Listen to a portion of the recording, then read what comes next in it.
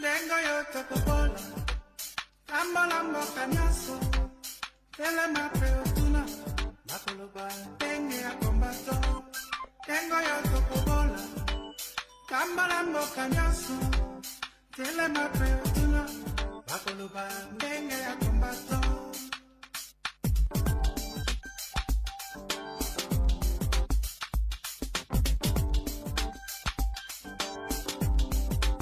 Dengo yo tokobola, tambola mboka nyaso, tele mapeo tuna, makoloba denge ya kombato. Dengo yo tokobola, tambola mboka nyaso, tele mapeo tuna, makoloba denge ya kombato.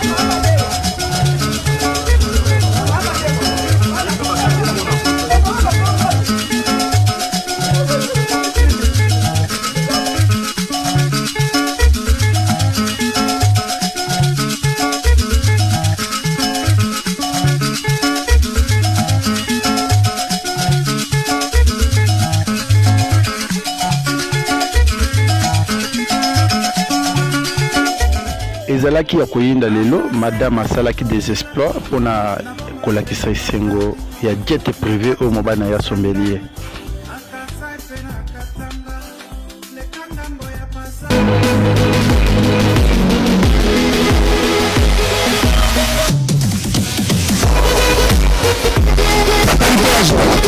Zamba sungi osilisi le diplôme yango azwi na pourcentage nini balingi batonga pourcentage biloko ba 53 oyo ba 59 biso kuza azwa 70 nayebi même tala lokwa baninga na ngambo bazwi ba 80 bi azwa 53 batongi so diplôme toleki ntango ke université babandi otongo bwana kosilisa su classe te Zamba sungi osilisi classe batiki makambo ya classe yango mosala azwaka te ozwi mosala bon mosala azozwa mbongo me azobala te ti lelo boyebi nde bato batongaka bato na Congo boyeba yango deja ntango ozala na mwana moke ozotanga babandi otongo deja na bibebe mwana yango aza mpenza kitoko te par rapport à papa na ye na mama parama azwi mutu te oyo mwana elongi ya ndenge nini nde obandi kokola opusali lisusu moke babandi kotonga yo estce bano mpena classe bakendaka batangaka na ekole nini babandi kotonga na ekole mpo na prise en charge ya tata na mama na yo basilisa wana te bazeli ti okomi na ba 3e ba 4e pate ozwi mosala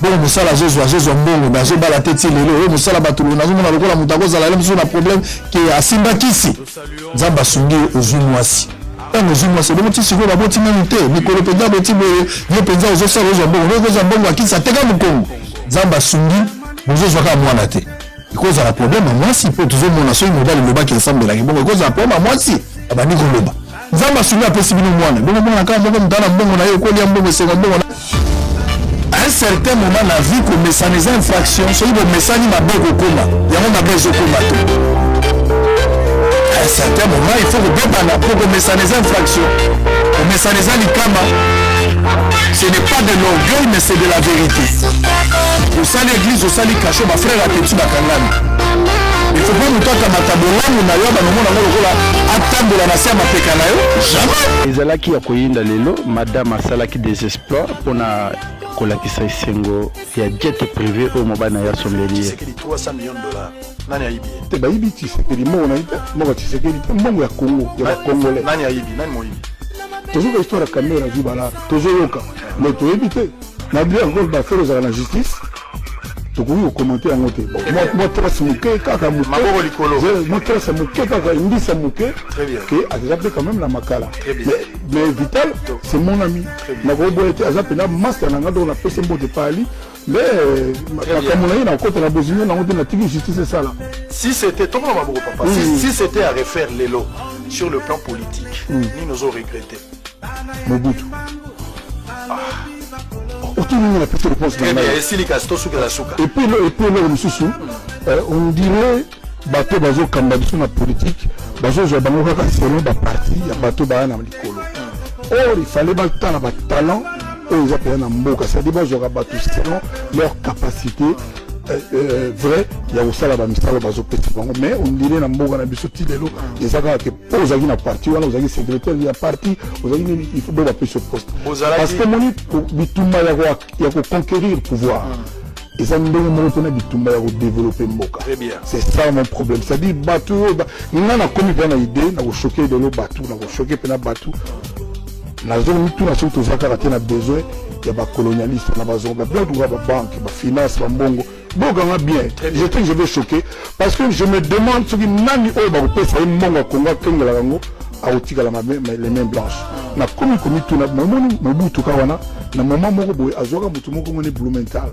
ataka mo konzi banque centrale ya Congo ko mbongo bimaka société yemo le ka Blumenthal a bloqué qui payer a longoli sur tipango le longa pe na komi kutuna parce que ça dit fonctionner le la gouverneur de la banque toko soit japonais mo toko japonais ils ont comme ça la des salaires très bien et ça obligé de faire mutu à parti au hasard j'insiste sur ce point. Tant que l'ordre matériel raffermi n'a point pour base l'ordre moral consolidé. Vous n'avez rien fait tant que le peuple souffre. Vous n'avez rien fait tant qu'il y a au-dessous de vous une partie du peuple qui désespère.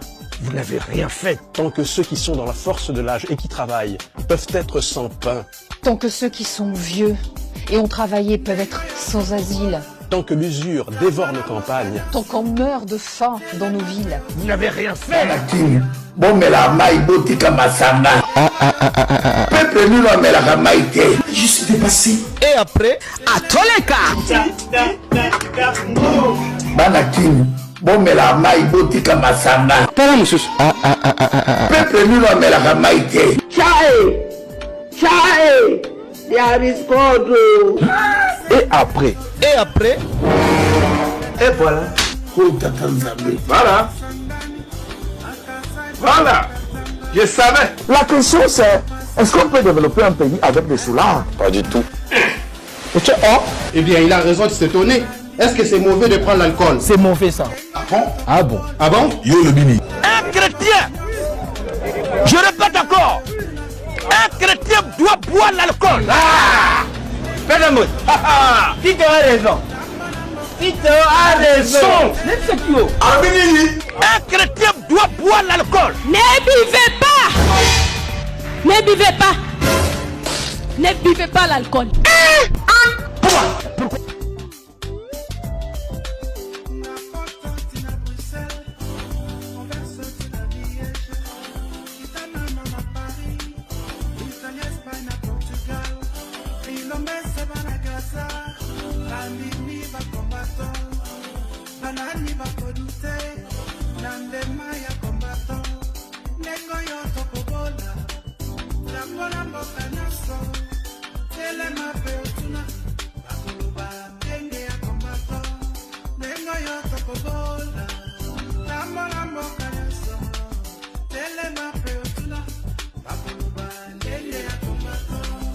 Nous saluons notre héros national, Armand Kingoulou.